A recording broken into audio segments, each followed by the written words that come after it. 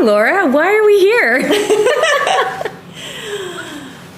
Yeah, I guess we wanted to start CHA because, well, I'll speak for myself. I felt that a lot of these conversations, or not conversations, just back and forth, not having dialogues with people on social media, and it's really important for me when building relationships to meet people in real life, and having dialogue, I think, is such a big part of revolution and change, that we were having all these cool conversations with people that we were meeting in real life, and I was like, oh, I know this isn't the case for a lot of people, so it'd be cool to share some of these conversations with a wider audience.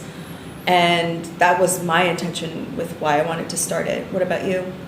Yeah, I mean, it was your idea in the beginning, right? You were like, hey, maybe we can do this project together. And I love the idea of putting more minds and souls together. And we kept talking about community, right? That was like the buzzword within our spaces. And when we started gathering in person more, like you could feel that shift. Like I felt it shifted my psyche. Mm-hmm. I felt it shifted like my feeling of aloneness also, because people always talk about how it can feel really lonely. Yeah. Like you find people online and that's great, but it may not be mirrored in your day-to-day life. But just like physically being in space together would like fill me up for, even if I had to go back into my life and not have the conversations I really wanted to be having. So, I mean, I thought that was a really cool opportunity. And like the more people you bring together, the more energy I feel like we're literally cultivating for like the world we want to see. Mm-hmm. And then we found out that so many of the artists, writers, activists who are on social media live in New York. Yeah. And so that was really exciting for me, because I would roll up on someone's DMs and say, hey, you want to meet up in person? And then it's another experience when you get to be in their energy and talk and reflect, and there's something magical about that. And I think like the opportunity to get to know the different facets of a person and to show our own. Yes. Right? And to be like, oh, wait, you don't have to be confined to whatever you present online, which you have to make a choice, because you can't show all of yourself. And maybe some of us don't want to show all of ourselves. Maybe some of us only use like our social media to talk about a specific issue.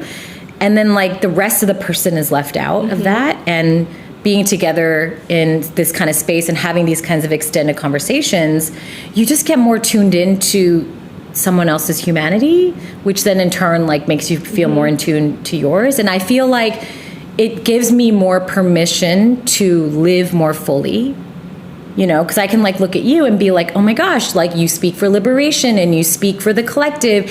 And also we can enjoy this meal together. Like mm-hmm. it's okay to have like that joy mm-hmm. and that like living, which for the first whole year after waking up, which like I didn't know about Palestine until literally October 8th.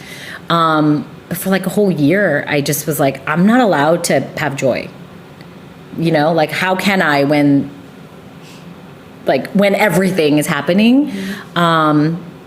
And I think when I was in that isolated context of nobody else seems to care or people are in denial, that made me feel even more like, how could I dare to, you know, be happy, laugh, like eat, rest, any of it. But I think when you connect with other people who have the same values, and of course, like I don't want you to not have joy. I don't want you to like, you know, like not be able to live your life. It like reflects back.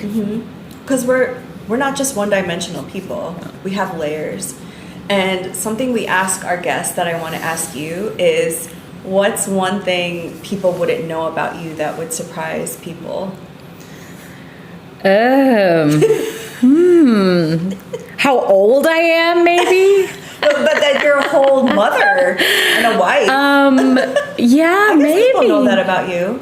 I I think people do, because I usually insert my motherhood into the conversations or into my statements about Palestine and about humanity, because it seems like no-brainer to me that as a mother you care about children that are suffering in the world. So I think people might know to that extent. But I remember when Cass was over, when she was on our season 1, and I don't know if you heard her say, but she was like, "Whoa, Leah, you're like a whole mom." Because I think everyone was home, and like I was trying to get food to the kids, and then we were also trying to get out the door, and like there was a lot of multitasking. So yeah, maybe like the mom thing it's not something I show on social. No, but you're like a whole mom. I'm a whole mom.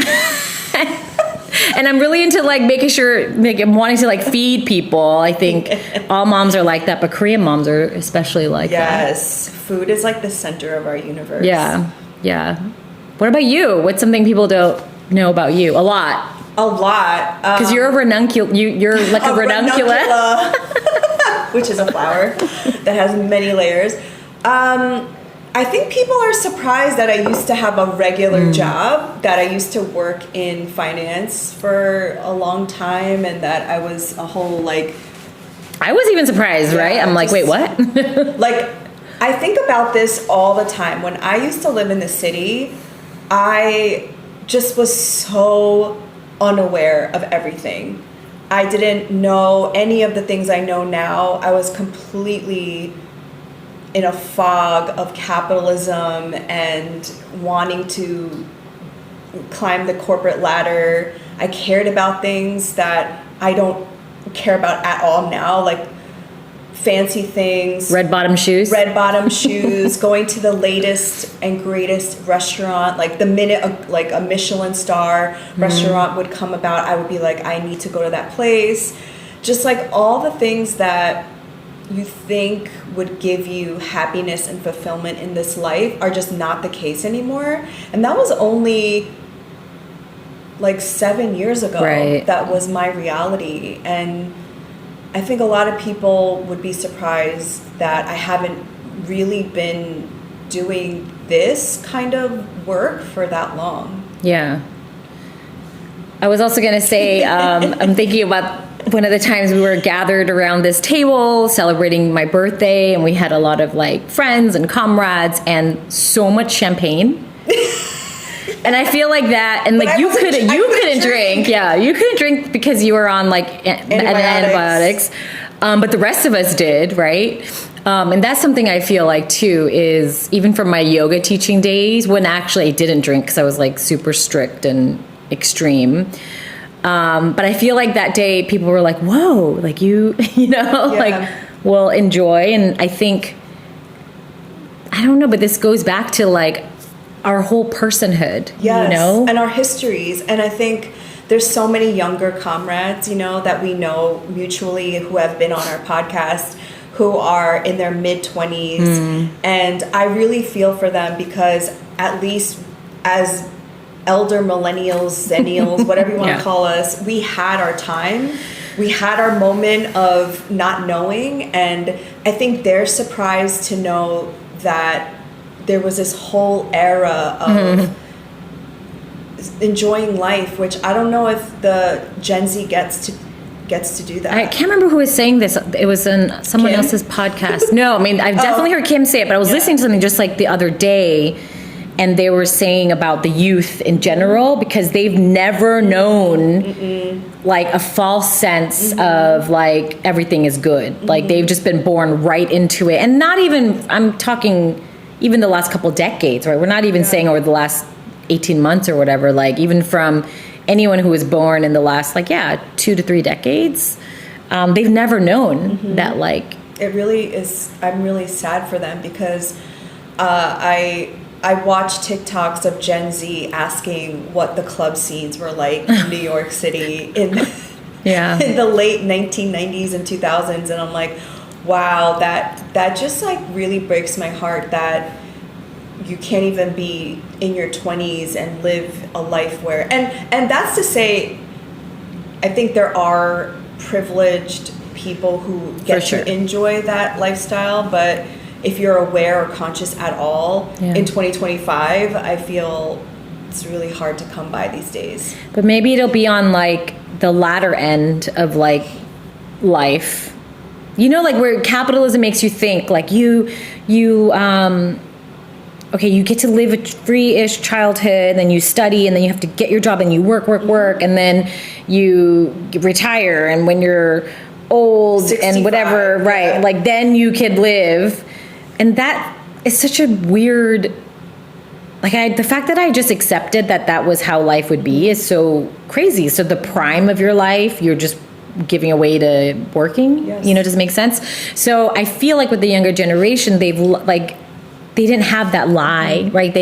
There's too much evidence that is a lie. Yes. So I'd like to think that we are rebuilding that spectrum of life so that it's not in this like capitalism feeding way, but that, I don't know, maybe we'll break free somehow and there'll be like more life to be lived, like more actual liberation and more equality. And I mean, that's what I think the role of, I've been thinking so much about like the role of artists and like artists, I feel like as a writer, any sort of storyteller, we're all artists too. I used to think like, oh no, it's only if you can like paint nicely, which I can't do. But I feel like the role of the artist is to like create that world, right? Mm-hmm. And so many of our guests, if not all of them, I feel like we invited them on because of that. Yes. They're visionaries. Mm-hmm. And I don't know, I kind of have to believe that we're making that happen so that people who are in their 20s didn't get to have that life will have even more like authentic freedom, you know, to look forward to. I just hope we get a piece of it, but we may not. Well, I think it speaks to just like being grateful and living in the moment and not waiting and pushing your life off until you're retired in 65. It's this, every moment of our life is sacred and precious now. And I know this is going to take a maybe dark turn, but once you realize that we all are going to die, we don't know when, that's when you start to live, because then it's like every moment is precious. Yeah. And I think like we were talking earlier about the denial of people and like this like not accepting that genocide is happening, not accepting that we don't live in a democracy. And I think that is tied to like not accepting death. Yes. Because you're just trying to be like, no, I'm going to just control and like, it's not going to happen. Like I'm not going to die or this isn't happening. But when you actually accept it and you surrender, as like yogis like to say all the time, I think you're able to be more in your actual life, even if it means sitting with like horrible truths, which like we do. I mean, that's what brought us together is like, being aware of what is happening in the world and being heartbroken over it and being like, what the fuck? You know? Yeah. It's like the more you learn, the more you realize, oh, this is terrible. But then it also, again, brings back like, because you constantly have to transmute the poison that we ingest every day by watching what's going on. And it's a recognition that I came here for a reason. I don't think it's an accident that out of all the different timelines and years that we all decided to come here together at this time, be awakened at the same time and do something about it. Yeah. Like I don't believe in coincidences at all, and I know you don't either. So it's this constant just transmutation of that. Yeah. And I feel like you need other people to keep like pull you back from the brink of despair and hopelessness. Because I understand like the pull to go that way. But if we remember that, what you're saying, that like there's a reason, like we on a soul level chose to come here. There's a reason we all have found each other. There's a reason so many of us are in the vicinity of New York, you know, like, and I think so much about what we're weaving together. And you know, people talk about building community and like knowing your neighbors and being like mutual aid and being like the person that someone else might need and vice versa. I don't know, that's like the only thing that is gonna, I think, keep us all, give us the potential to, I don't want to just say survive, but like thrive through it all and live through it all. And yeah.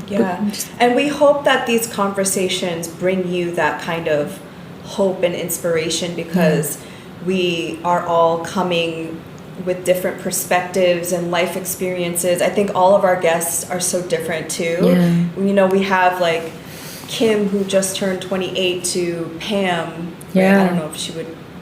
Who's a little more than 28. Yeah, would make me feel comfortable sharing her age.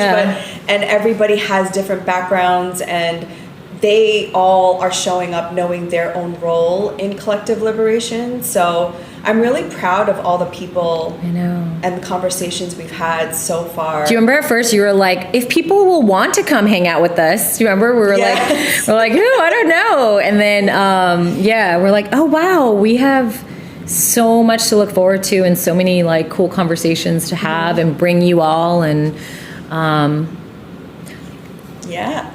so yay. We hope you enjoy these conversations, and you can have your own cha in your own town. And what's right? cha? Cha is, everyone probably knows, but it's tea in Korean. We were hoping that people would spill more cha. No, people do spill the cha. They just want to be like, is the camera on?